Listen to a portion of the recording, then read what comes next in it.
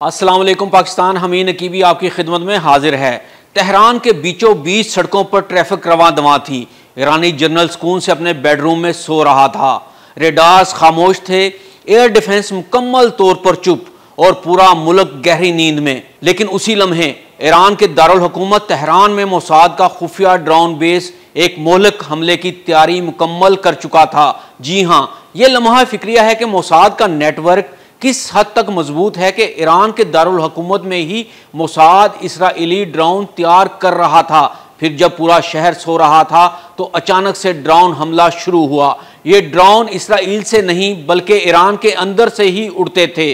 शहरी इमारतों, बंद गाड़ियों और घरों से रिमोट तरीके से उड़ाए जाते थे और निशाना बनाते थे ईरान के S-300 लॉन्चर, फिजाई दिफाई रेडार्स, मिसाइल साइट्स को। यानी ईरान के अंदर ही दुश्मन मौजूद था।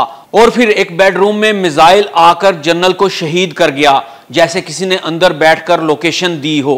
इसके अलावा 2 मजीद जनरल्स और 6 कीमती साइंसदान कामयाबी से निशाना बनाए गए। 13 जून का इसराइली हमला सिर्फ एक हमला नहीं था, ये ईरान की सिक्योरिटी, इंटेलिजेंस और फिजाई दिफा की मुकम्मल नाकामी का ऐलान था। और इसके पीछे था मोसाद का वो नेटवर्क जो बरसों से ईरान के अंदर काम कर रहा था, मगर ईरान को कानो कान खबर ना हुई। आज की वीडियो में हम पर्दा उठाएंगे कई बड़े राजों से और हम जानने की कोशिश करेंगे कि इसराइली हमला इतना मौसर और खामोश कैसे रहा।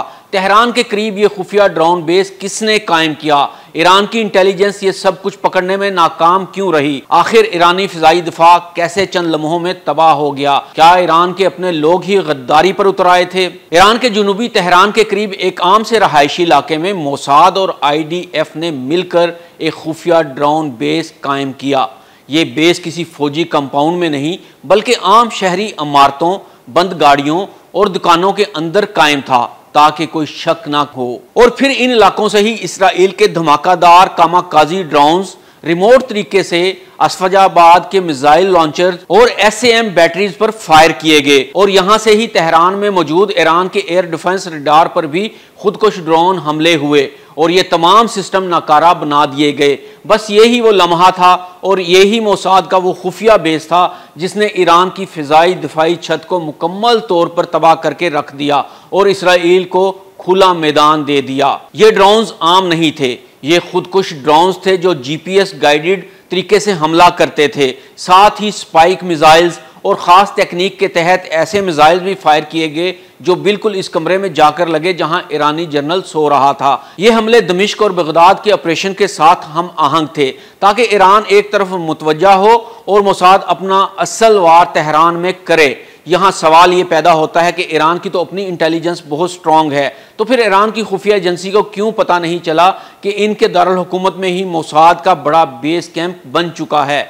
ईरान की इंटेलिजेंस, MOIS, IRGC का सिक्योरिटी नेटवर्क या पासदारान सब बेखबर रहे क्योंकि ये बेस मुकामी ईरानियों के जरिए चल रहा था जो माली या डिजिटल तौर पर मोसाद से जुड़े हुए थे। जब बेस की तस्वीर सामने आई तो ईरान के इंटेलिजेंस एहलकार भी हैरान रह गए। ये सब उनकी नाक के नीचे हो रहा था। अब देखते हैं कि ईरान के अंदर से होने वाले इसराइली हमलों ने ईरान को कितना नुकसान पहुंचाया। ईरान के 100 से ज्यादा दिफाई इदहाफ सिर्फ 24 घंटों में मुतासिर हुए।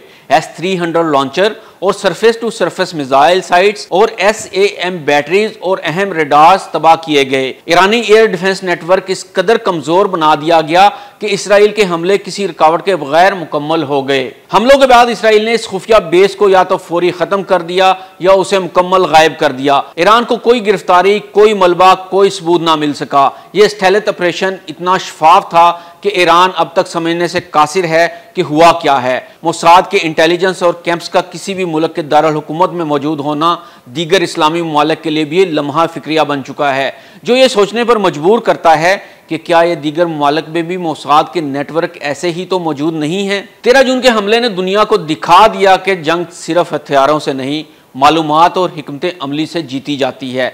लेकिन ईरान ने तल अबीब पर जवाबी हमला करके इसराइल की तबाही फेर दी है और अभी मजीद भी कार्रवाइयाँ जारी हैं। इस बार इसराइल का पाला किसी ईमानदार मुल्क से पड़ा है और शुनीद है कि ईरान इसराइल के बखिए उधेड़ कर रख देगा। लेकिन फिर भी सोचने का मुकाम यह है कि मोसाद ईरान के किसी और शहर में तो कोई नेटवर्क नहीं चला रहा। क्या ईरान अब तक बेदार हो चुका है या मोसाद का यह नेटवर्क अभी भी फ़ाल है या सिर्फ एक आगाज़ था बड़ी जंग का?